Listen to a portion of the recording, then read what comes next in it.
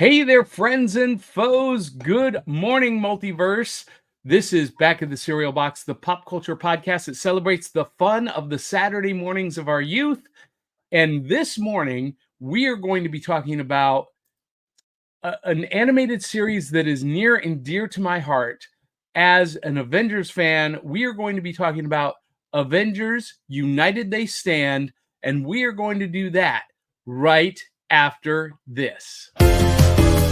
Saturday morning, it's fun for all. Cartoons and cereal, let's have a ball. Comic books, kaiju, pro wrestling too. The fun is waiting for you. Back of the Cereal Box. All right, friends and foes, this is Back of the Cereal Box. I am your host, the prophet of pop culture, John Pyka. You can call me Johnny. And Avengers comic books, Star Wars movies, and Saturday morning cartoons made me who I am today. And when I was a kid, Saturday mornings meant big bowls of cereal, sitting down to watch cartoons, read comic books, watch Kaiju, Godzilla movies, Kung Fu movies, NWA World Championship Wrestling. And because we didn't have iPhones or tablets at the breakfast table on Saturday mornings, we were reading the back.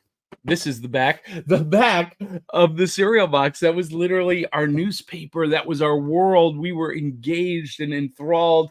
And this morning, I've got Fruity Pebble waffles, the last bit of it. Truth be told, someone, the last person to eat it, forgot to seal the bag inside. And it's a little bit stale. I'm not pointing fingers, but I'm just saying. And this morning, I just want to show off the back of this cereal box. It's got a little story about Fred and Barney. You fill in the story, you write the story, you draw the pictures of the things in the background or on the TV or in the mirror that they're looking at. Super, super creative. And I love this. I love this. Now, to help us out this morning, we're going to be talking about Avengers United They Stand, the Saturday morning series from the 90s. And you guys watching or listening, you can join us in the rec room by participating in the chat, like Dave Mattingly, who says, "Good morning, Box Tops." You get to be the fourth co-host this morning. How cool is that? And to help us out, she is normally your wife's favorite redhead, but today she's gone Raven Brunette, doing a fantastic Scarlet Witch cosplay. She is a cosplayer extraordinaire, artist, face painter this weekend at the Columbia Shakespeare Festival. Shakespeare in the Park. We're doing Midsummer's Night's Dream. Yeah, it's Aubrey Cavett. And wait, we got to give you your fanfare, Aubrey.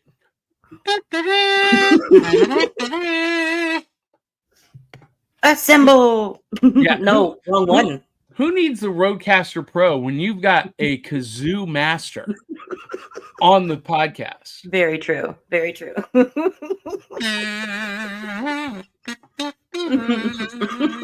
Anyway, this morning we've got a very special guest in the virtual rec room with us, all the way from Los Angeles, California, working in post-production on a television show that you've probably heard of. She is the host of the Writers Hangout podcast. Please welcome to Back of the Cereal Box, Sandy Adomaitis. I am so excited to be here, guys. Can't We are wait. excited to have you. Yes, we are. Oh, Oh, wait. that was And me. then she was That was gone. me. I hit a wrong button. The mouse And went a production little continued. haywire. For I those have of you who special are just powers. listening, I accidentally booted Sandy from the studio, but she's back. And it is very early where you are, 6 Yes, a.m. yes. In sunny, well, not yet. It will be very soon. Sunny, hot Los Angeles, California. Ooh, That- I've never been, but it looks beautiful.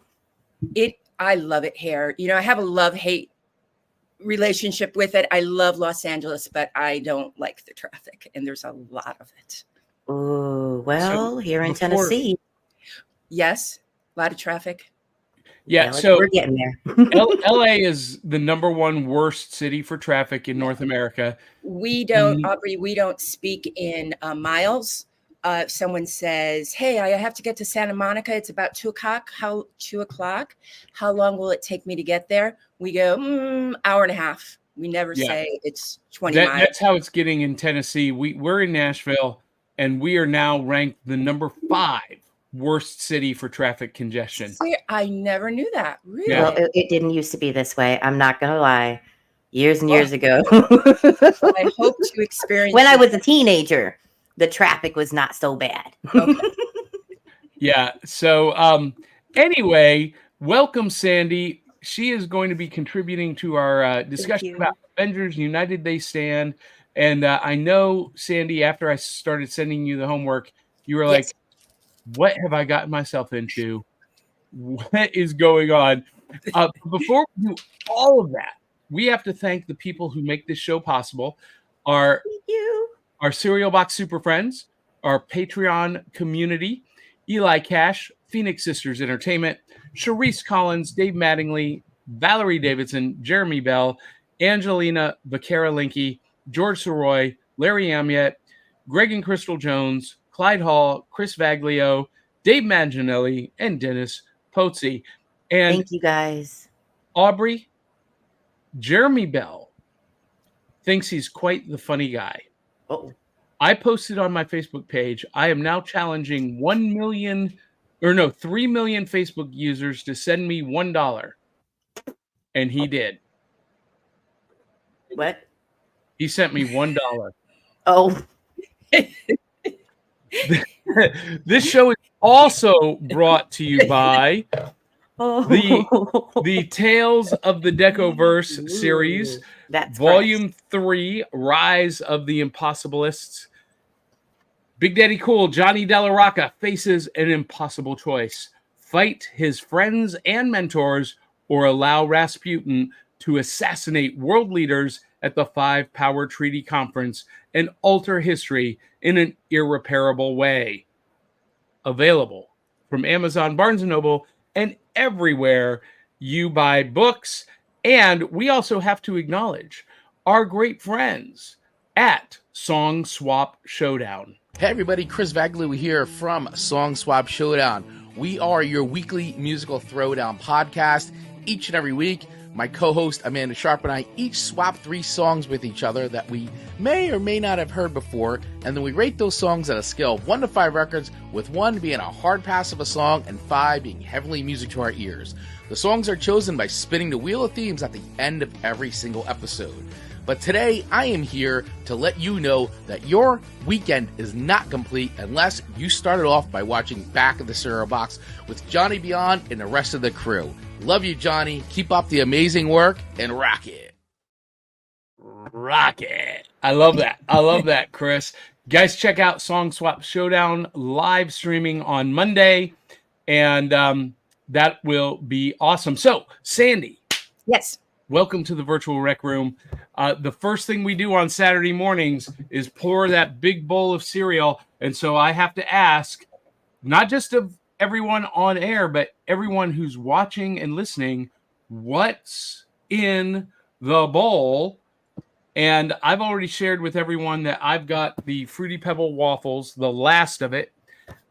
Aubrey, I think you have another great product from our friends at Post Cereal. Not a sponsor, but they should be. They should be, especially after this one, because I'm excited about this. Are you really? I really am. What you know, do you got? I'm usually not into cereal. I'm just opening it. Can you see? Okay, so there's the back. And I'm going to say I'm sad. Come on, Post. There's nothing pretty on the back, but naturally and artificially flavored. At least they're honest. It is the frosted chocolate cake limited edition. So this has been on my list to try. You go ahead and prep that, and let's see what's in Sandy's bowl. Sandy, what do you got in the bowl? What's in the bowl? Apple Jacks. Classic. It's a classic. One of my favorites as a kid. Great looking box. seriously great looking box. And on the back is a wonderful story. Oh, And look at that. they have a mascot now called Apple. And Apple goes on an adventure. And I have to say that this back of the box would have kept me very entertained as a child. Yeah. Yeah, That a lot was of these so cool. a lot of these boxes even today keep me entertained, especially like the one with the Fruity Pebble waffles where you're helping write the story and draw the story. I might cut this out. I mean, that should keep be it. kind of a whiteboard thing because I would use that again and again as a kid. Oh, that's know? kind of cool, but You know how you do that, right? You laminate it. Yeah, 10 years old. Well, oh yeah, okay. If you were like me and you were the geeky kid that was in the library, or like not the teacher's pet, but like the one who needed help a lot sometimes because of ADHD, they laminated stuff sometimes when they were bored. So you just wander in while the kids are playing, and they're like, "Hey, lamination, could you do this for me?" And they're like, "Will you wash the blackboard?" And I'm like, "Yes. For 3 times if you would do this." That's funny. All right, everyone. Do you have a portable laminating machine? I think you should have one. I would, you know what? I would love that. Like They part have of me would really love that. You know what? You don't even have to have a machine anymore. You can buy the sheets. Oh my gosh. That you just like. It smells so good. Does it? All right, everyone. Let's get our let's so get our good. spoons ready. She's putting it in the bowl. She puts milk in first. All right, ready? Sandy, here we go.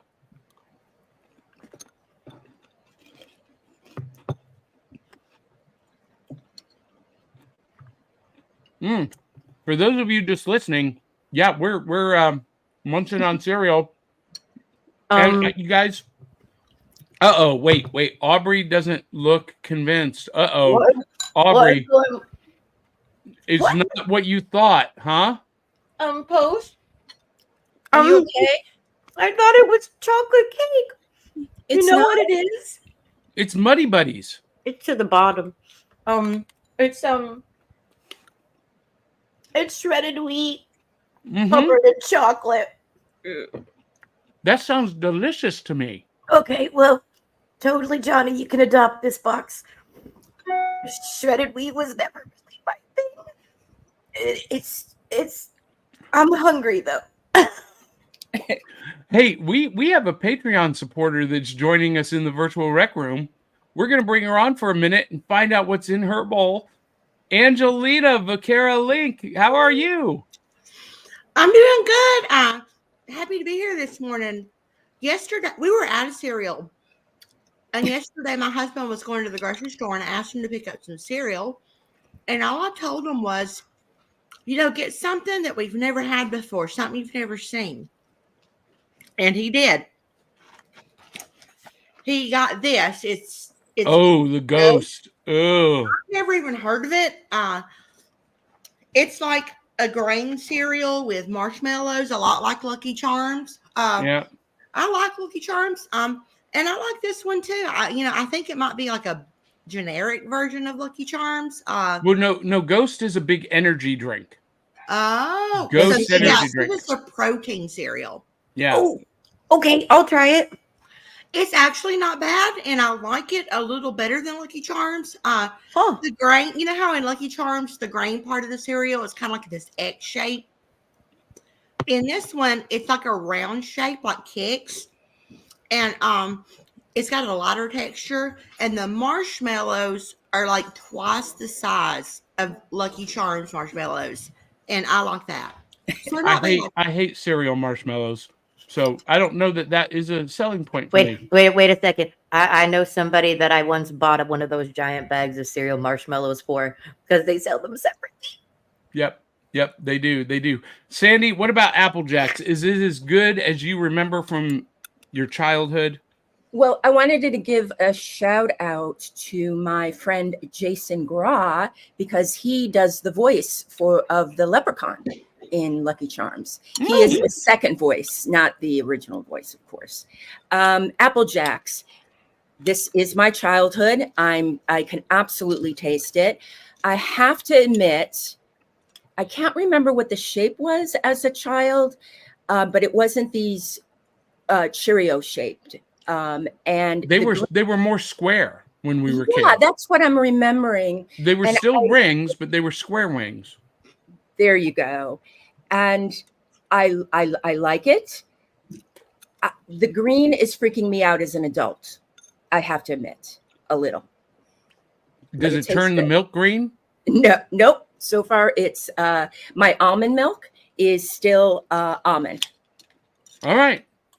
So that's funny. I'm using almond milk as well, and I believe Ivy or Aubrey, you use almond milk as well. Yes. Oh, you're muted, Aubrey. Sorry. This morning I'm using rice milk, actually. Oh, never had rice milk. Rice stream milk, soy milk, and almond milk I alternate because of just health reasons, weight loss and things like that. I love whole milk. Don't get me wrong, guys. Like, I love having whole milk with cereal, but I can't eat a lot of whole milk anymore.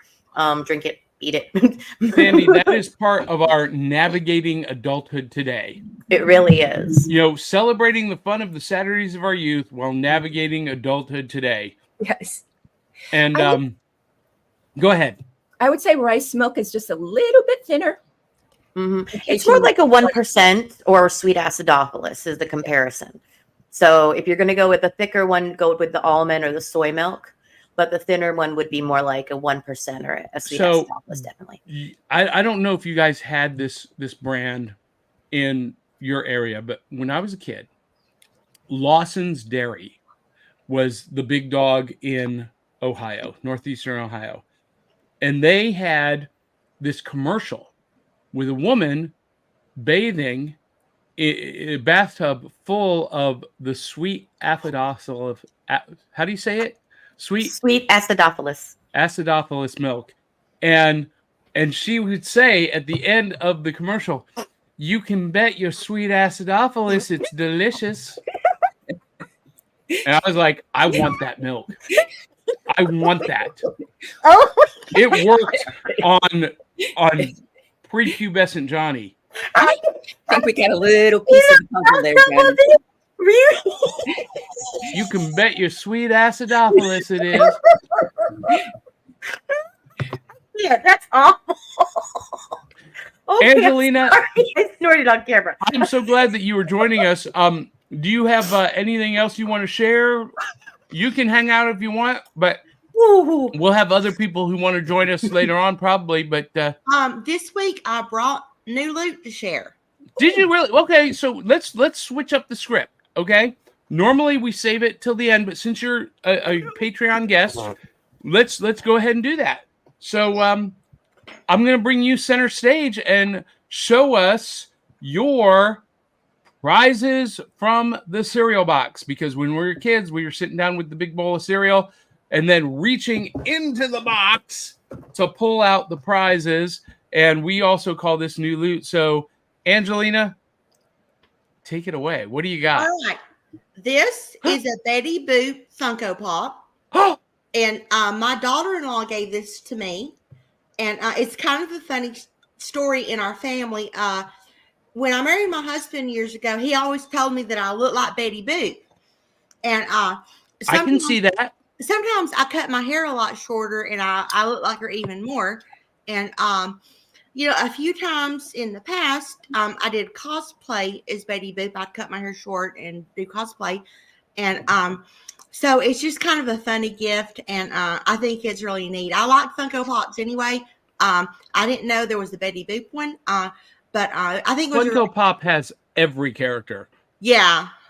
So hold that up one more time.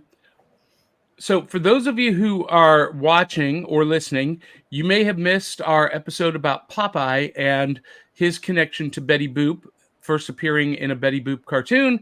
And I love this. Love this. So that is fantastic. All right. Well, thank you so much for sharing that, Angelina. I'm going to let you go. And Aubrey has disappeared. Aubrey is all discombobulated this morning.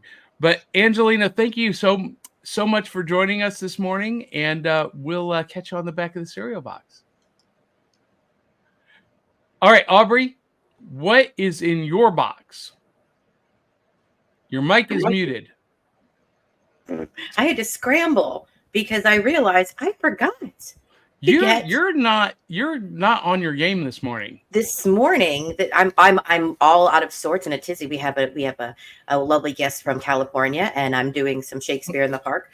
But I do have, because I was hoping I could find my Avengers, but I really couldn't find it like I wanted to. So instead, Legion of Superheroes. I love that. This is you a hear classic. that snap? Because I've Yeah. never opened this one. So here we go. All right. Oh, and What number is it? On the cover. All right. Yes. It's number 272. This was 50 cents. Oh my God. It was 50 cents. Every time I see the price, I'm like, this is never going to be the same again. But you know, my favorite thing to do. Yeah, My favorite show thing off to the do ads. is look up the ads. Come on, Now- guys. Look at amazing. So, Sandy, for reference, I don't know if you're into comics at all, but comic books made me. I mean, I'm obsessed with comic books, and Aubrey collects them. She doesn't really read them, but she likes to collect them, and she likes to look through them. And we don't have. Oh man, that was one of my favorite ads as a kid. I always wanted that Lego set, never got it. But You hear that, guys? yeah. But they don't have ads like that in comic books No. anymore. And as a result, they're no longer 50 cents. They're now $4.99 Oh. because And- they're not paid for with advertising dollars. And I do read them. I just read them after. I like a little private reading. You know what it is? I make all kinds of faces and noises and reactions. I don't know that anyone would enjoy me reading a comic. It just sounds like Mystery Science Theater with comic involved. Well, no, I think that could be a podcast episode. Ooh, you know what? Road Rockets. Do I remember? Yes. I remember Yes. these. Look at the 2-page ad for this. Come on, guys. This is why I never I had love those. I don't know that I had any friends that did, but I remember this ad. That's amazing. That's amazing. Sandy, do you have anything in your cereal box? Any prizes from your cereal box this morning? What is this? Oh my goodness! This is. I've My seen Lucky this at. Cat. The Lucky Cat. I just love my lucky cat. And Really? he's tiny and he's always waves. And whenever I'm working, he's there. What? So what's the story behind Lucky Cat? Where does that come from? I've seen it in like TV shows and movies, and I think I've seen it even like at a Chinese restaurant. You know the Right. story You see them at behind Chinese Lucky Cat? restaurants, Asian, and it's just kind of a good luck charm. And I'm not sure why the cat is always waving, but it soothes me somehow sometimes. I can love just that. look at the little kitty. But All I right. got this at Huntington Gardens, of all places, in east of here in Los Angeles. All right. I love that. I love that. So I've got some loot that is going to tie directly into this morning's theme. And we're going to get to that right after audience comments. So real quick, Angelina posted something in our chat. She said, now that I've had several bites, I've changed my mind about the Ghost cereal. Now my teeth have a greasy film. Weird. I'm just going to go finish the marshmallows and drink the milk. See, that's why I gave you that face. I've had enough of those protein cereals to know. Ooh, maybe that's my problem. I've only tried one protein cereal. Yeah, they're not good. Anyway, so from my cereal box, totally in theme with this morning and with our show.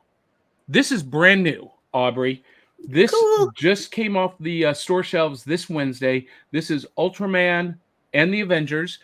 And, we're going to be talking about Avengers United They Stand, but this is everything I love about Saturday mornings. It's the Avengers. It's Ultraman. it's Kaiju battling against the Avengers and Ultraman. What? And it is the perfect representation of Saturday morning for me. Ultraman, Avengers, Kaiju, everything this show is about. This is It on really stand is right now. everything that show is about. Yeah, I love that. And in honor of Avengers United We Stand, I wanted to show off this print from artist Bob Hall. This is the West Coast Avengers, which is the basis for Avengers United We Stand. And Bob Hall was the co-creator of the West Coast Avengers, and so I wanted to. Now that tigress, I could handle. I could do that one. That tiger. You want to do a cosplay of that tiger? Well, I mean, her hair is really long. The other one in this one, her hair is so cropped and short. I can't do short, dude. That's funny. We'll talk more about that. So before we get to our main topic, we got a ton of comments, and this is Aubrey's favorite part, Sandy, where the audience gets to become the fourth co-host and comment in our chat. Dave Mattingly says, "Cereal boxers, assemble!" And Zentron is joining us from the UK. He says, "Good afternoon, fellow cereal boxers." He is coming at us live, sitting at his computer desk, working on his 4K redraw of the first Laser Tag Academy episode. Good morning, Zentron. Do you know I have never seen the Laser Tag Academy? Never. What? I have no idea what that is. Wait, no, I don't know what we're talking about either. But Zentron says I have the complete series on DVD. Which one? Laser Tag Academy. I don't know what it is. I've never seen it. But it's apparently an animated series, and he's doing a redraw of the first episode. Cool. Yeah. Good morning, Aubrey's acting like she doesn't know what that is. Anyway, I don't know what that show is either. So no, Yeah, never heard of neither it do I. at all. And honestly, I didn't hear of this one either. I'm not gonna lie. That's all right. That's all right. That's why we're doing Saturday morning 102 instead of 101. Ben Schroer says, "Awesome PJs, Johnny." Yes, this is my Avengers onesie. It is a prized possession. I love this. I love this. This is the one, Sandy, that I wear to live events. When we go to conventions and whatnot, this is what you'll see me in. That's great. Yeah. It's I know great. I don't look like I'm in pajamas, but this is a pajama top. There's a oh wait, where is it? There's a cat. Oh, can you see the cat? Oh, just barely. Hold on, let me zoom in. Yeah, on it's that. very light. That's It's cute. from the television show Call Me Cat. This was the crew gift. Okay. And a friend of mine worked on it. So I got one of the crew gifts. So I love that. I love am that. in pajamas. Way to embrace the theme, Aubrey. Anyway, Zentron says, "Avengers United They Stand." That is. Oh, he said I have the complete series on DVD. Okay, that's what I was wondering. That's great. It's actually $15 to get the whole thing through on the PS4 or PS5. So, Or if you have Disney Plus, free. Or on Daily Motion, free. yeah. I watched it on Daily Motion. Daily Motion was hard. It kept skipping episodes. I wanted them in a row, and I wasn't getting. They were skipping through. We had the first one, then the 10th one, then the third one. Physically make sure that you were watching them if you wanted to watch them in order. And this series actually benefits from watching them in order. Caterade Comedy says, "Dude, love the kazoo." You're welcome, Caterade. Clyde Hall is joining us. Good morning, boxers. Clyde Hall really came through again this week with one of his posts on Facebook, provided me with images that I had not seen for this property. So some of the pictures that we have this morning are courtesy of Clyde Hall. Song Swap Showdown says, "Rocket." That's Chris Vaglio. He says, "Love Back of the Cereal Box crew. Best way to start the weekend." And he agrees with you, Sandy. Apple Jacks. And he said giant size too. Have you seen the giant size Apple Jacks, or is that? Oh, you have the giant size box. It's a giant size box, because they which make means the ones it's that are bigger than really family size. big. Oh yeah, it's bigger than family, and that I've got the same thing. This is the family size, but look at the thickness on this. This is like same thing. This is like a big cinder block brick. $9.99. I mean, $5.99. our parents taught us to get value for our money, right? And we do that. And we get extra large boxes of cereal. So, Song Swap Showdown says Aubrey's face when you were eating the chocolate frosted cake. I'm never gonna lie to you guys. I can't. My heart is right here. You can't. You always see what I mean here. She completely ruined our chances of being sponsored by Post, but that's okay. No, those It made good TV. Honest opinions. If you like it, wait, hold on. I'm hungry. Yes, and you know what? It says I'm hungry. Though, yes. Filling it was. Chocolate it was. Soggy it is now. You just don't like shredded wheat. That is true. That is what it is, guys. I'm just to be honest with you. I never like shredded wheat. All right, so General Mills has a Chex cereal, Muddy Buddies cereal. So it's Chex with the Muddy Buddies stuff. Yes, I have it. I want to try it. That's next week. That's next week. We got to give the audience a tease. Okay. So she's going to try Muddy Buddies next week. Caterade, Kate Hawkins says, Aubrey had a suit up transformation. We need music for her next transformation sequence. Oh, right. Like the sound of the Avengers or whatever. No. Well, last, our Popeye episode, was it Popeye? That you did the quick change, although it was not. It was more of a burlesque strip and peel. And no. Sandy and I gave her the music. That was no. I was fully dressed. It was just a joke because of the era. That was the era when they started burlesque shows. So they did just gloves and like ankles and knees and then it was spicier, of course, than that. But I was going very mild. No, I think Aubrey is a burlesque performer wannabe. I think secretly deep inside, she wants to let it all out to the world. You could be Aubrey Von Teese. Aubrey Von You know what? Teese. I love Elvira, but I could never pull it off. Nope. Oh yeah, you could. Our audience has seen how you could pull that off. That's why they keep tuning in. They're hoping to see that Elvira moment from you. No, you know what, guys? I specifically bought this corset, and it is not the color that it looks on camera right now. This is a sheer piece of material covering a patent leather bright red corset because I didn't watch the cartoon. I don't lie to you guys. I did not have time to watch the cartoon. I was visiting family and taking care of being a grandma. Ooh. Wait a second. Johnny put something up there and I have ADHD, so I had to read it. David Walsh, who is Zentron, now he's over on Facebook, which we love when you guys watch on Facebook and give us thumbs up and hearts and emojis. That helps us out a little bit with a spiff from the Facebook creator bonus program.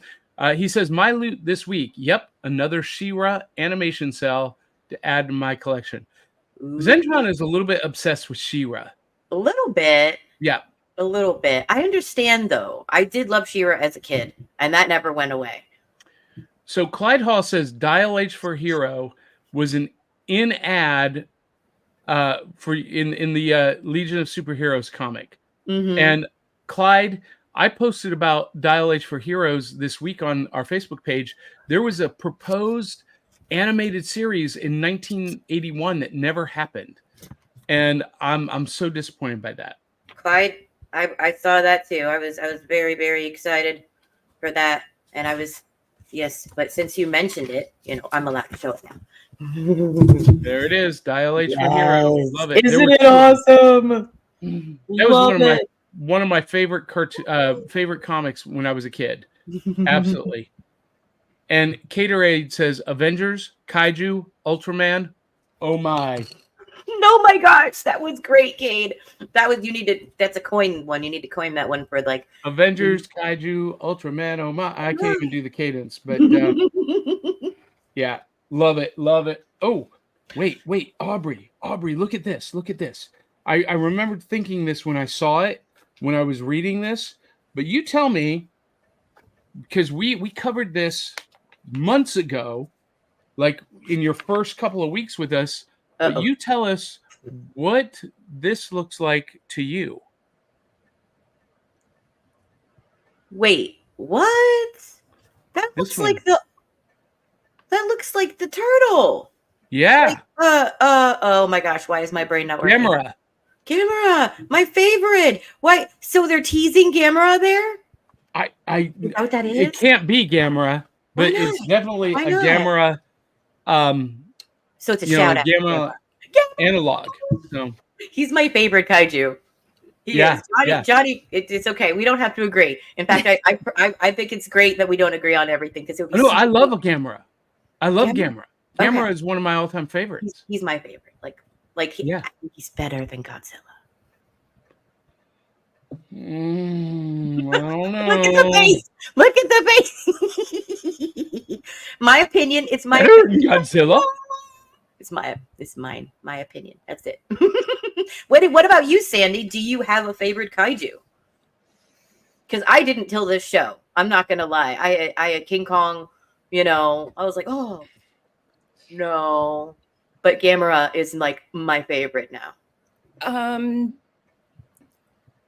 Gamera. I'm with you. No, really? Yes. Yes. Okay. Sandy, We need to dress like the ladies that women say that. So Sandy, I have a question for you. Yes. So you're in Hollywood, you work on film and TV. Correct. And last year, Godzilla -1 came out with about an $8 million US budget, 10 million in Japanese yen, and broke all box office expectations. It was the most profitable movie of 2023. What was the talk, the discussion like in production houses? Because we have these 200 million budget movies that are failing, and here comes this $8 million movie that is blowing the gates off of everything and wins an Academy Award. And I think the talk of the town actually was that, try as you might, going back to basics, and Godzilla is a solid story that is beloved. And, you're going to make it again. You're going to make money if you do a good job with the story. The fans are going to be there. So it was like, go back to basics. And I would also say that the budget, there's always talk about budgets, them being so crazy. But I don't know. I think maybe some people thought that Godzilla was a little stale. Not true. Yeah, that not only was it, in my opinion, the finest Godzilla movie ever made, it was the best movie of 2023, in my opinion. And there were a lot of good movies in 2023. Yes. Guardians of the Galaxy 3, Barbie, Oppenheimer, all of them great. But for my personal taste. What did it win the Oscar for? Was it Best Visual Effects? Visual effects. Oh, wow. Okay, that's the one you want. And their visual effects were all practical. Maybe that's, now that you say that, maybe that's what I was hearing, because that is so unusual. Yeah. But, it's tough in this town right now. It really is. The strike hurt a lot of people, and there's not a lot of production.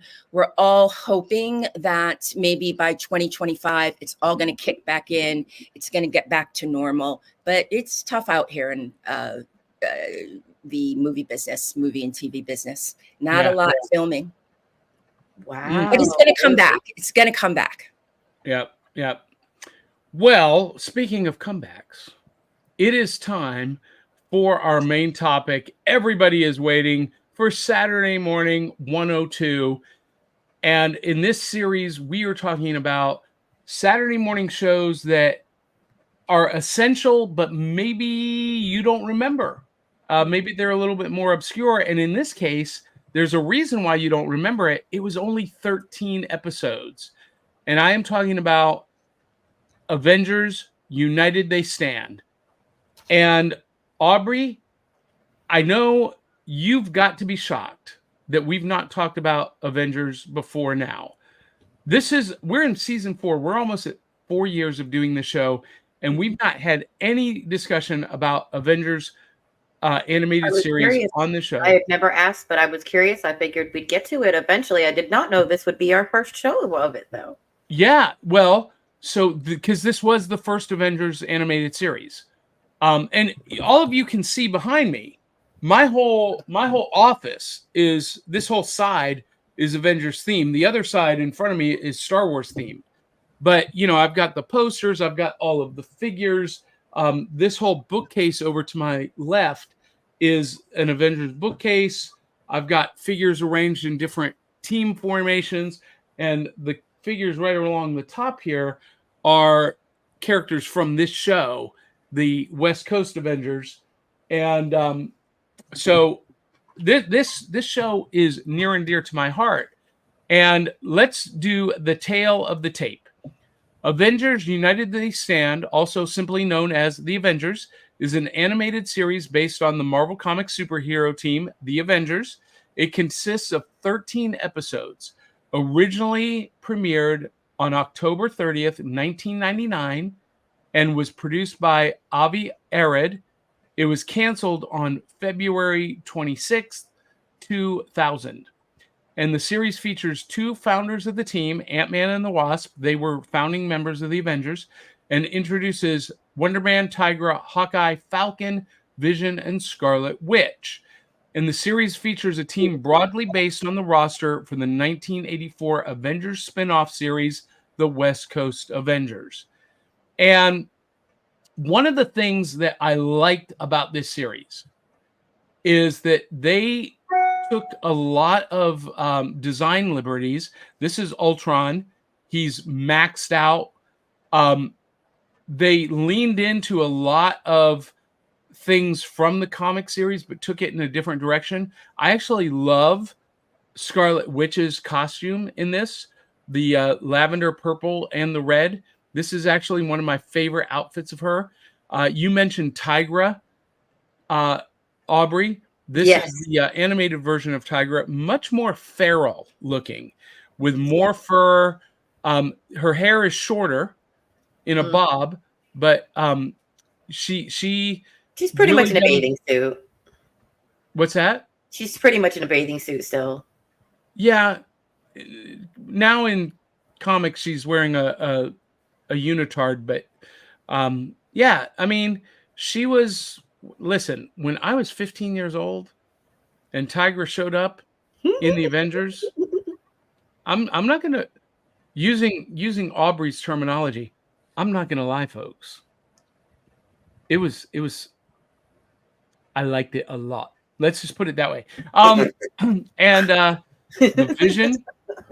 Vision is much more mechanical, much more robotic.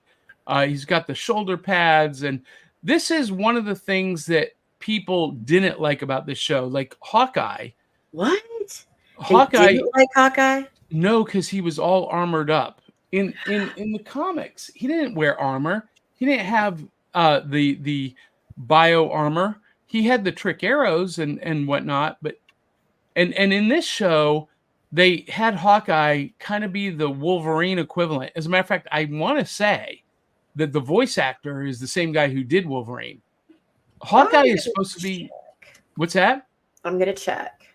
Hawkeye is supposed to be kind of this rebel bad boy, but he's not this like gruff, hey man, I'll take care of the bed. You know, That's that's how they wrote him. This was my guess, and I wanted to make sure I was right. No, that is the voice of one of my favorite characters of all time that's male, which is Gambit.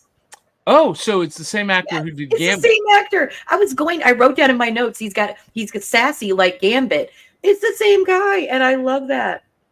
Now, one of the cool things about this is they really leaned into the Scarlet Witch's Romanian background, and they gave her that thick Romanian accent, Yes, which I they love. did, darling. Because this is the first time we have ever heard her audibly. We've seen her in the comics, but we've never heard her before this. And this show had a lot of couples. So Scarlet Witch and Wonder Man are a couple in the They were comic. so cute together. He looks enormous. Yes. This series accomplished something no one in comics has ever been able to accomplish. They made Wonder Man cool. Wonder Man was cool in this. He was like Superman, like the like Thing and Beast all had a cousin. That's what he reminded me of in this story. Like, Yeah. Intelligent at the oddest times, and then mostly brute strength, and she adored him. She adored him. Well, and this is part of a storyline that ran in the Avengers comics, where originally Scarlet Witch and Vision were a couple, but Simon Williams, always pined for Wanda.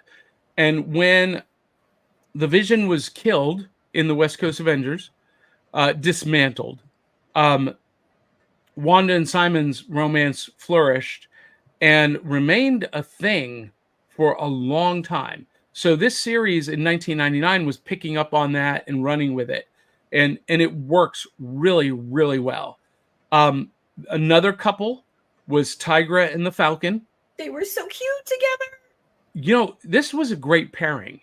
And I never would have thought to put them together before this show. But again, one of the things that people didn't like about this was they armored up the Falcon. They felt this need to give these characters additional gear, tech, and really power them up. And they didn't Scarlet need Witch, that. the same. They put armor on Scarlet Witch, and I have to. Yeah, she is there's in the armor background. on Scarlet Witch. And Yeah. I have to say, I was not a fan of. I didn't mind Hawkeye. I didn't mind Falcon, but to see Scarlet Witch like that, I don't know why, but maybe it was because it was like silver metal, and they needed to. They didn't make it look like it was cohesive and on purpose with hers. The other two looked like it was part of the costume. Yes, Sandy. I did some research on this. Yes. And actually, I guess in the show Bible before this series happened, they were the ones that aren't the mutants. They were in a really bad fight and they got hurt. And the armor was to help with the pain. Now, that's confusing because they're not wearing the armor all the time. But it helps with their pain. And also, coming from a development background, you'll notice that it's filler. You see the same exact footage every single time. That way they can just fill out the episode. Also, I'm assuming it's got that anime, and wasn't anime really popular in the 90s? It was skyrocketing. Yeah. So it gave it a kind of anime flavor. Okay. Filler, flavor, some relevance, mythology that was never explained in the series. That's funny that you mentioned that, because nowhere in the series do they mention any conflict with mutants or wearing armor to manage pain. Yeah, mutants don't need the armor for some reason. Yeah, that's interesting. Well, but Scarlet Witch is a mutant. Yes, she is. That's yeah. They play a fast and loose with their rules. I know. Yes, they definitely. There we go. That I agree with, definitely. That was something I noticed. Now, here's one of the things that a lot of people, look, I like this series a lot because I'm an Avengers shill, and I liked that they got away from the big three. Iron Man, Captain America, and Thor only made, well, Thor never appeared, but Iron Man and Captain America only made cameo appearances, and I actually like that a lot. They used classic Avengers villains like Egghead and the Masters of Evil. In the yellow and green in the foreground is Moonstone. We've got to the left Whirlwind, Baron Zemo, Boomerang, and I forget the dragon, Red Dragon, Dragon Snap, something like that. And I can't remember the bald guy's name. But, you know, fans who love the Avengers lore had a lot to love about this. But what they didn't like was those the reliance on gadgets and armor and the departures from some of that. Here's a deep cut. Longtime Avengers fans loved that Agent Sikorsky of the United Nations was their liaison. If you read the comics, you know the name Sikorsky, and that was like, oh. But what was he like here? You know, he was always upset with the Avengers. Yes.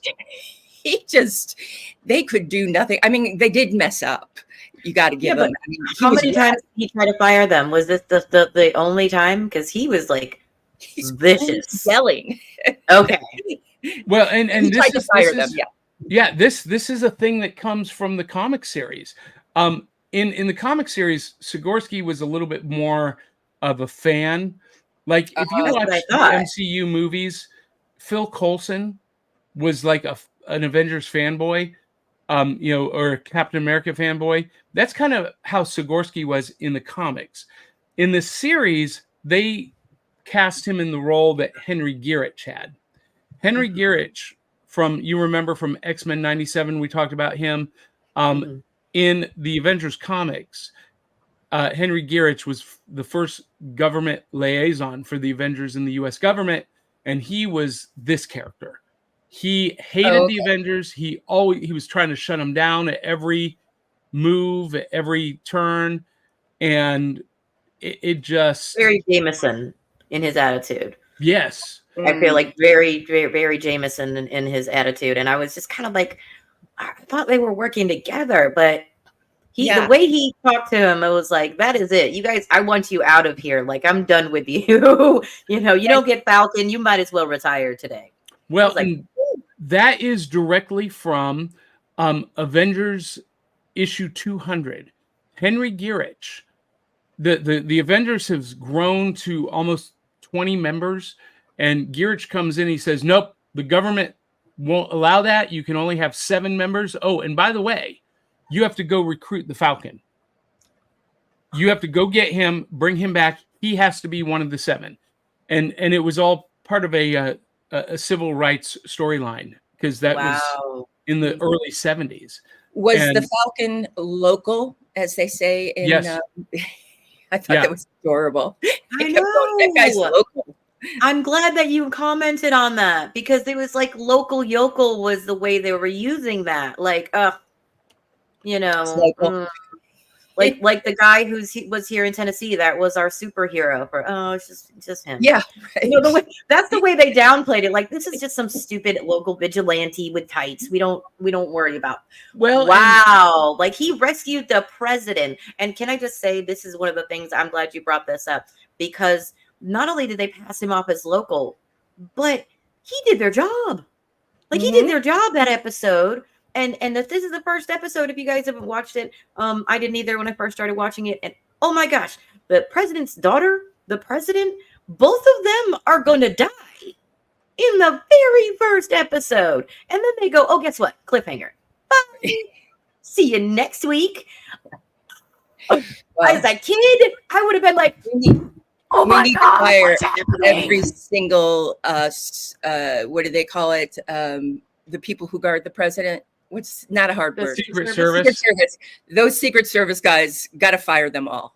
Right? Just- They are like Star Troopers. They're just like Star Wars troopers. we're It's gonna like open they up can't the do doors. anything. and give you the Nothing president to hits. shoot at. So Sandy, I have a question for you. So, Sure. This series was developed to follow up on the success of X-Men and Spider-Man and the Fantastic Four animated series, the Iron Man animated series.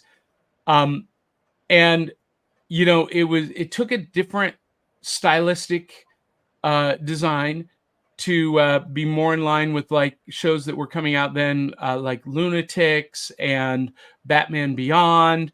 There was this real focus on being more gritty, a little bit darker, and that's what this was going for.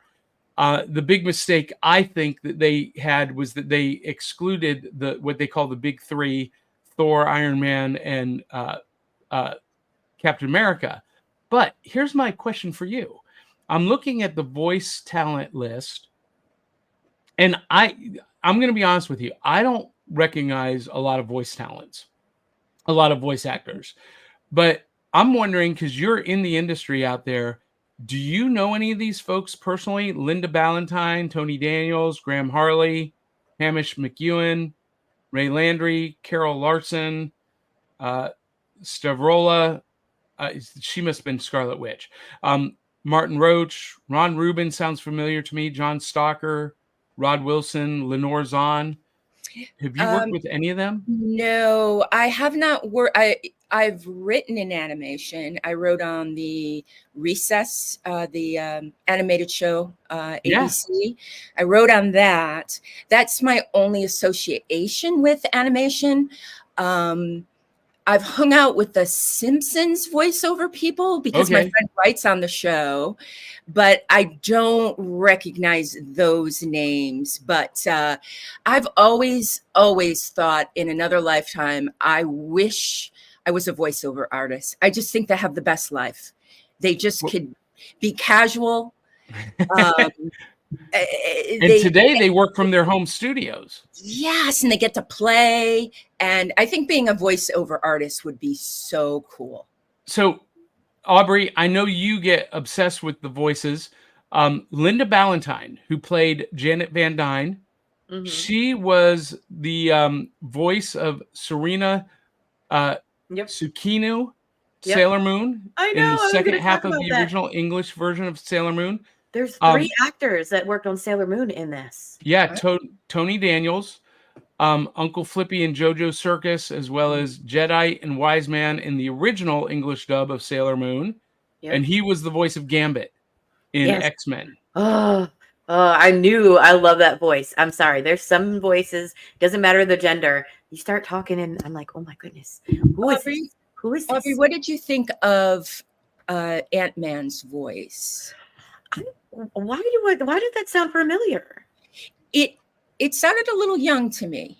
It did. It sounded almost like a teenager to me. That almost, voice. Yeah. Like I mean, it sounded very classic cartoon voice. Yeah, just a little young. What did you think, Johnny? Do you think his voice was a little young? It wasn't. It didn't bug me, but that was Rod Wilson, and Rod Wilson. I don't see any other credits for him. His voice didn't bother me. It didn't seem young to me. It did seem insecure, which played into the character. Because you're right. Yes, because it sounded Boy Next Door. It definitely sounded Boy Next Door. Definitely Boy Next Door. I agree. Well, and for fans like me who absolutely think that Hank Pym is the center point of the entire Marvel universe, I think he is the most powerful character in the Marvel universe for various reasons, and I did a whole episode about that a couple of years ago. But he has basically handed the mantle of leadership by default, because he and Janet were two of the 5 founders of the team, and it's not until this episode when Captain America appears that Captain America really hands the mantle of leadership to him and gives Hank his full endorsement. Episode 6. And, finally, Hank, I guess, accepts his role as leader with Cap's endorsement. But up to then, he was very insecure. He was, and I like that he consulted other team members and questioned himself. I actually liked that because there was a power vacuum always when you have a big leader, a big name in any kind of organization. So it was very real to me that he was questioning himself and that he was, seeking guidance from the other team. But also the team was automatic. They were like, they dropped everything. He was like, assemble. But, it didn't matter. He was dying. Yeah, he was dying. Staying true to the nature of the Avengers. That's how they are. They are a family. That was one of the things that I did like, because even though he questioned his ability to lead, they respected and knew enough and trusted him enough. And it kind of suggests, in the beginning of it, like they've already been a team. So, when they talk to guys like, well, we've already been doing this. We go everywhere. Yeah, so it gives you that feeling like they already know him. They already trust him. He's a good leader, but he's questioning his, he's having an identity crisis like we do. Like, do I need to be here? Am I allowed to be here? Is this really my role? But even when he's dying, they're like, drop everything and do what we tell you. And Aubrey, you're going to love this about Hank Pym. Okay. So he is one of my all-time favorite comic book characters. Mm-hmm. He's one of my top 5 Avengers. Hank, and to your point, yes, this team already existed for a long time. This is dropping us in the middle of a new era of the team now that Cap and Iron Man and Thor has left, but Ant-Man and the Wasp were 2 of the 5 founders with those guys. They are the founding members, and now they're going into a time where they're taking over. But the team the Avengers have been established for years. But here's what you need to know about Hank Pym. In the comics, Hank Pym struggles with DID. He has multiple personalities. Wait, and what? Yes, he's Ant-Man, he's Giant Man, he's Yellow Jacket. At one point, he becomes the second Wasp. Always, and he creates Ultron, and Ultron is based on his brain patterns. And all throughout comics, he struggles with that self-identity and who he is and how he fits into the Earth's mightiest heroes. He is one of the most, he is called by one of the celestial elders of the universe, the Scientist Supreme, because he's not as smart as Reed Richards, but he transforms science from being scientific to being magic. I mean, do we know he's not as smart as Reed Richards? Because what he's done. Well, there's debate about it. And I feel like he can give him a good run for his money with what he's one of the he's one of the top 3. Reed Richards, Tony Stark, Hank Pym, Black Panther. Now you keep calling him Hank, but in this they refer to him as Dr. Henry. Well, his name is Dr. Henry Pym, but his nickname is Hank. That's what you call people who are named Henry. Did they call him Hank in this one though? The Wasp calls him Henry whenever there's like action or commotion. Yeah, I don't think Henry. Yeah, I don't think very many people, if anybody, I don't remember hearing anybody call him Hank in this cartoon. You're probably right, and it's just a default for me because I'm so invested in the character. That wouldn't even registered with me because his name is Henry Pym. So, and Janet Van Dyne, his wife, would call him by his given name affectionately.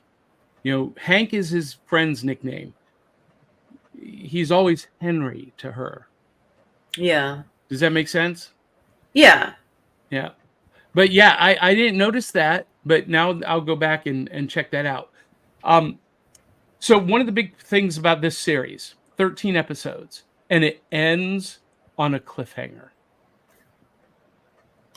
What happens to Wonder Man? We'll never know. Well, I feel like this is the perfect opportunity for them to pick this up and continue with it. Well, that'll never happen. But No? no. Because this was not well received, Aubrey. This series did not succeed. I don't know why though. Can you really explain to me? Because I really just watching it without hearing any of the drama, about the money and the workers and any of the. Well, that's not. It just did not resonate with Avengers fans because even though the characterizations were right, even though the spirit of the source material was right, because they chose to set it in the future and upgrade all of the Avengers' powers with tech that never existed in the comics, because Hawkeye never needed this armor. He never needed the tech. He is the most skilled marksman on the planet. Mm-hmm. He's supernaturally skilled. He never needed enhancements. They did not need to alter the visual design of the Vision to make him more robotic. The whole thing about the Vision was that he looked like a regular human being, like the MCU version.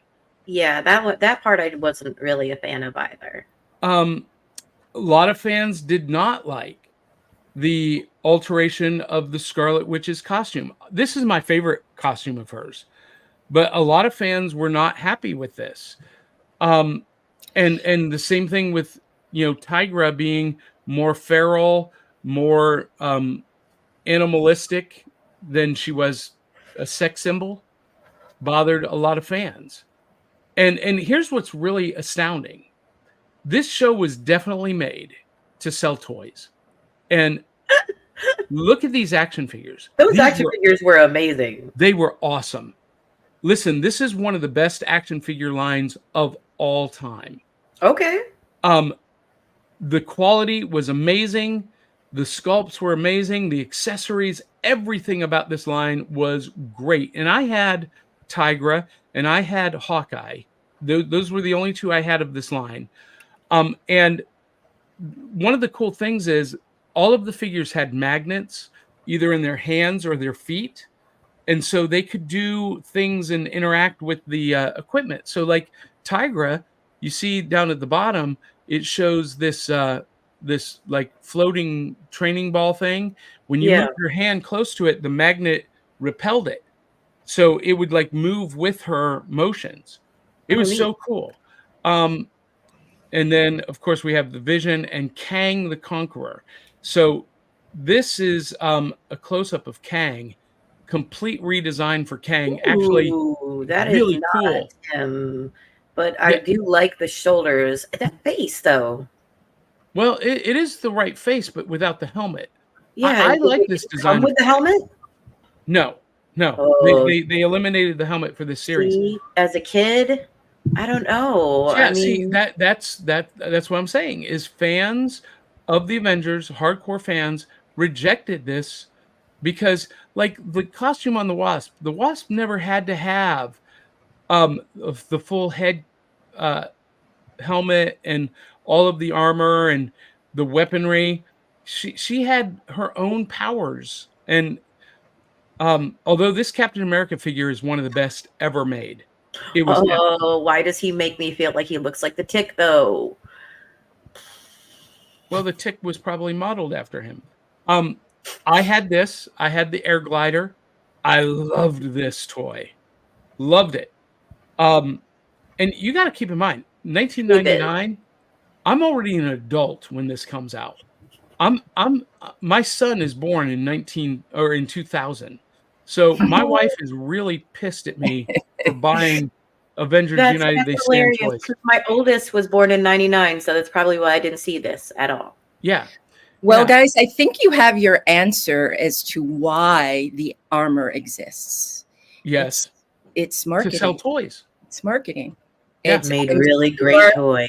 I'm sure the writers were writing their little hearts out and they got a knock on the door. Wait, marketing. You're going to have to, add this stuff that we can sell. And maybe that's why this show didn't resonate, because maybe the kids felt that they were being manipulated a little bit. But I have to say, now this Avengers is my introduction to the cartoon Avengers. Yeah. And it's not my cup of tea. I really liked this series. I really, really liked it. And one of the reasons why was with the complex storytelling. It shocked me, the complex storytelling on this. Yes. And for that alone, it deserved a second season for what they were trying to accomplish with the storytelling. And I don't think it was necessarily the cartoon's fault. I think times were changing. Absolutely. Yeah, by this time, kids were getting more sophisticated. Yeah. They were recognizing, and people like me, growing up with Saturday morning cartoons and having our own kids, we're recognizing, wait a minute, this is just a ploy to sell toys. Right. This is a 30-minute cartoon toy commercial. Right. Plus, I think the fact that they played, again, fast and loose with the other guys doing cameos, but in all the commercials, it would look like the big three, Iron Man, were in it. So I think that upset fans. I think you're absolutely right. Yeah. Okay, I see how that could be the case. They were expecting the A rank and they got the B ranks. Right. And they got. But I loved this. I really did. Such a good job. I was trying to think like Rose and Thorn, and I've decided it'll be like Spoon and Sour Milk. The Spoon is the great storytelling, and the Sour Milk for me was 13 episodes, not one female writer, just not one. Oh, thank you for saying that. Yeah. So again, it was the 90s. Yeah. But, pretty close to 2000. So there should have been. So I know think about this. The original creators were a husband and wife team, but they were off it by the time. They were not on the project. They just got a random story editor credit, but they never wrote the episodes. Well, the episode doesn't have a writer credit. Yeah, Wait, and what? if you think about this, 1999, 2000, there was only two prominent female comic book writers in the industry. Louise Simonson and why can I not remember her name? And I guess they were busy on other shows. Well, they were writing comics for Marvel, but we didn't have Gail Simone wasn't around yet. Kelly Thompson wasn't around yet. Women just were not creating the source material, and so that translates over to the animated version. So it's changed a lot.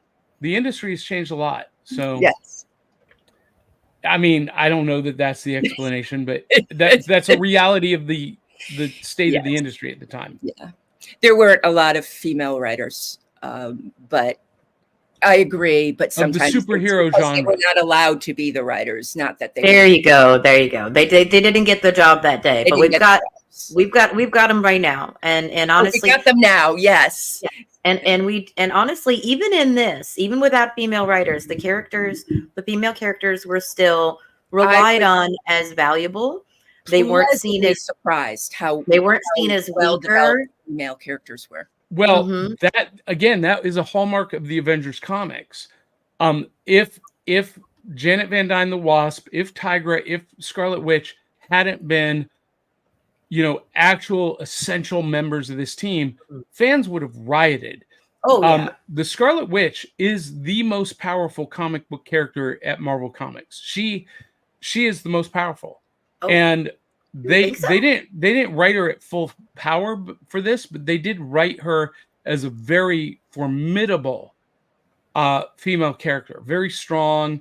And I love the leaning into the Romanian background. Now, Aubrey, you're going to love this. Yes. They did do a comic book series based on this team. Okay. And it is I don't know how many issues it was. It wasn't very many, Ooh. but the artwork on this thing, I absolutely loved. A lot of people, I shared it with some friends online. A lot of people didn't like it so much. Some of the issues were very animated style, but some of them had this great. I mean, look at how great There's a complete Black shift Widow in almost looks. every single one of those that you showed. I was like, I like that though. I just thought of this. Did you guys notice that the Twin Towers are I in know. the series? Yeah. Yeah, it's that's one of the reasons why I don't want them to redo it. Just continue. Because I feel like it's important to keep that, because the oh gosh, I forgot his name all of a sudden. Why am I Kang mentions, because he speaks to New York. He goes, in the 21st century, and he's talking to New York. He says the words New York, like they make a big deal about letting you know, not only is this city in danger, but the city is an important city that you all know. Yeah. I was living in Massachusetts when I was a kid. But the minute I heard New York, even though I'd never been there when I was that young, I knew it was an important place. So the specifics, they're making sure to shout that out, and there's time periods involved with it. I believe that they did a good job with King. They made him intimidating. They made him to where it looked like, there was no way they were going to be able to fight that. And then, like you were saying, Pym himself straps his mind to an artifact to jump ahead and try to get ahead of Kang's storyline. Like, the obelisk. Yes, the obelisk episode. Yeah, that was great. Yeah. That was great writing. So Remnants, where they find robots and they want to destroy them, but they don't know if it's morally wrong. I mean, just so good. Morally wrong to destroy them. I think they end up destroying them, but just complex. I mean, I saw Terminator, Wizard of Oz, Star Trek, Voyage. Yeah, Star right. Trek. They not. It was honored, like in writing, you absolutely borrow from the best, but they did a good job. They always put their twist and spin on it, which I so appreciated. And they wrote themselves into corners constantly. They would get out of things a little loose, but I love that the writers challenged themselves like 5 times in every episode. Oh yeah. And I love that this dealt with like real consequences. Wonder Man dies twice. Yep. Well, maybe. Yeah, that was wild, that whole scenario. Right? And Pym's gonna die, and his wife has gotta like sacrifice her life to try to save him. And they could have no team. They could have those two could be lost if both of them die. They're gone. I don't know what it is about Vision, but I just love Vision. I love the way he talks. It's just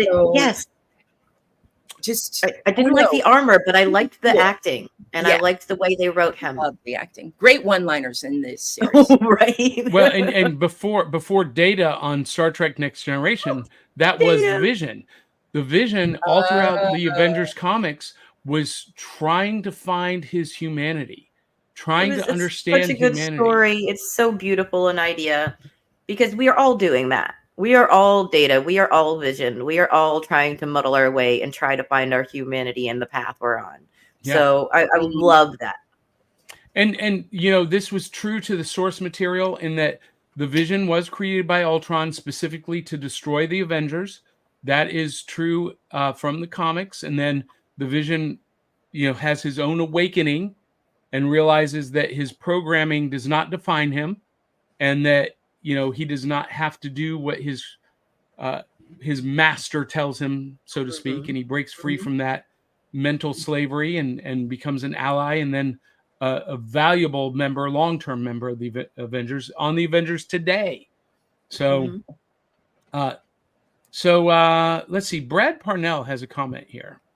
He said, the Avengers were on the 1966 Marvel Superhero Show, which we covered a few weeks ago, Aubrey, during the Captain America segments. You remember? Vita Linder provided the voice of Scarlet Witch. Quicksilver and Hawkeye were the other characters then. Yes. Cap's Kooky Quartet is what they were known as. And that was the first animated appearance of the Avengers, but it wasn't an Avengers series. So Brad kind of correcting me, but It's okay. just I'm still right. We're neither one of us right or wrong. And I Clyde Hall- appreciate the info. Yeah, Clyde Hall says, I found out about that proposed Dial H cartoon this year too. So much a should have been animated series. Yes, it should have been. Ooh. Yeah, so actually we're caught up on comments. Shocking. Oh. Shocking. But we're already over time, but Oh dear. Oh, are we? we're I supposed to think be we always go over time. yeah, we're supposed to only be an hour, Sandy, but every week, every episode, we go an hour and a half. And I'm like, because literally, I could talk about this stuff all day. It's fascinating. This Fascinating specific series, I could. Now, down the line, Aubrey, there are 2 other Avengers animated series. Avengers Earth's Mightiest Heroes, which is considered the best, the pinnacle. And then Avengers Assemble that was made for Disney HD or Disney XD. And we'll get to those eventually as well. But this one was the first full-length feature Avengers series, and I like it a lot. I wish it had lasted longer. 13 episodes was not enough, but maybe it was just enough because I was able to watch all of them again this week. See, I don't mind when it's a short season. I'm a 12 or 13. I'm okay with as long as you wrap it up and give us a nice little bow at the end. When you give us a cliffhanger, I'm still like, what happened? That's the writer's way of trying to get a second season. Little dangle. Sometimes it does. Sandy, how often does that actually work, though? Well, I have to say, when I worked on American Dreams with Jonathan Prince, he was told to wrap up the series and maybe it would get another season, and he refused to wrap it up. And it didn't get another season, so I don't know. Oh, no. So here's some examples I can think of. Carnival on HBO Yes, left us with a cliffhanger. right. Alphas on Sci-Fi Network that left us with a horrible cliffhanger. My friend wrote on Carnival, so I'll find out for you what exactly happened there at the end. The really? guy, the creator said he. They did say it. Well, he said that he has the rest of the story finished, but will never publish it. No, please. Oh, I want to know so bad. The Lost World had a cliffhanger, says Brad Parnell, and more recently, just a few weeks ago, the Star Wars: The Acolyte ended with a hanging Chad ending that we'll never ever see the resolution to on film. I just don't know How that can you works, do Sandy. this? No, please don't do That bothers the fire out of me. I don't want a when cliffhanger. I creators don't do like that. cliffhangers. Yeah. I want that series, whether it's going to go on for another season or 10 more seasons, I want each season to have a nice tied up ending. Right. Well, I think that every creator would like to give that to the audience. You sometimes just never know, Yeah.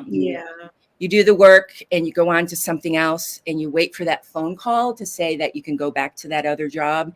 And sometimes it just never comes. Now, as a writer, I have to ask Sandy, what do you feel about somebody taking up the mantle of your work if you're moved on to other things? If I'm still getting a check every time that new thing airs, I love it. Go. Okay. Go with God. Take it. Run. Gotcha. I think when you're younger, sometimes you're just like, that's my character. I have to write every word that comes out of their mouth. Like your babies. Yeah. I get you. That $25,000 check coming on Tuesday? Please go ahead. So So before we leave, Sandy, tell us about the Writers Hangout podcast. Yes. Oh, I would thank you for bringing that up. The Writers Hangout podcast is a podcast that talks about the many stages of writing, from inspiration to getting a project made and everything in between. Sorry, I hit my computer there, and everything in between. It's a place where you can just hang out and have fun and learn from the pros. But we also tell true crime stories about screenwriters. So if maybe you don't want to listen to maybe one of the episodes on famous writers' quotes or something like that, you're definitely going to want to hear about like Gary DeVore, the screenwriter who was found murdered with no hands. So we have stories like that. So it's the Writers Hangout podcast, and you can find it anywhere you listen to podcasts. And we have social media, Instagram, Facebook, Twitter, all that.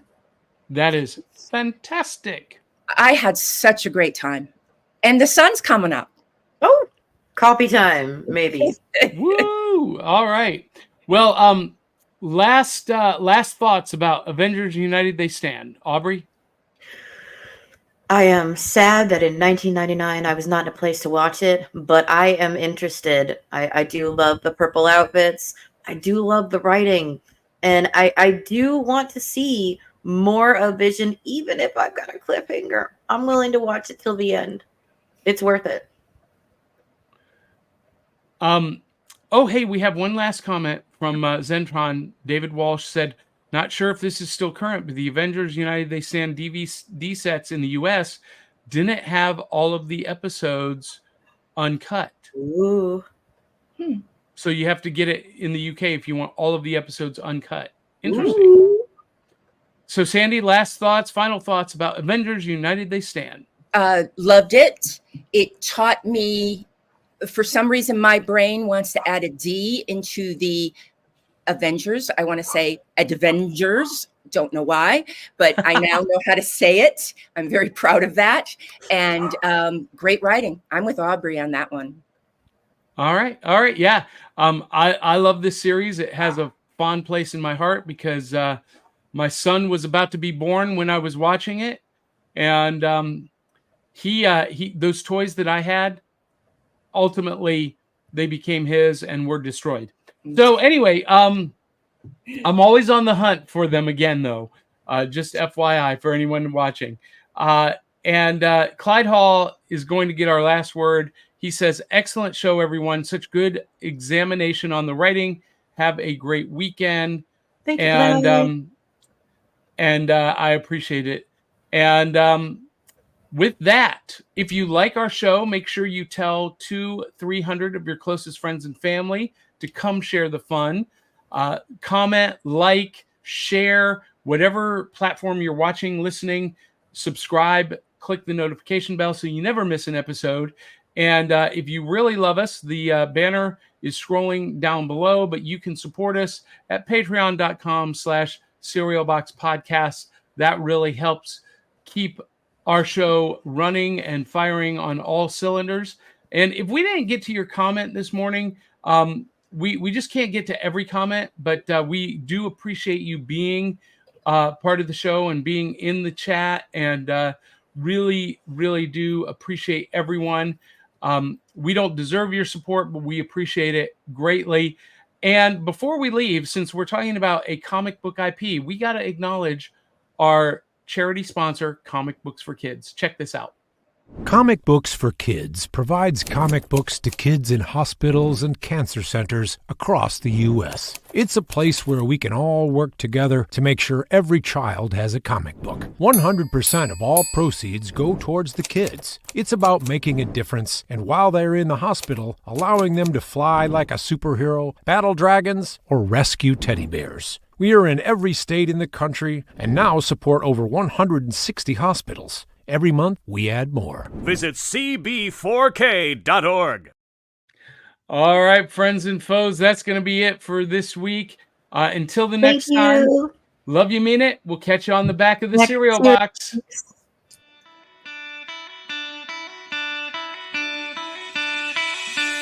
Hits like Coca-Cola, Levi Strauss, Johnny Carson and Mickey Mouse.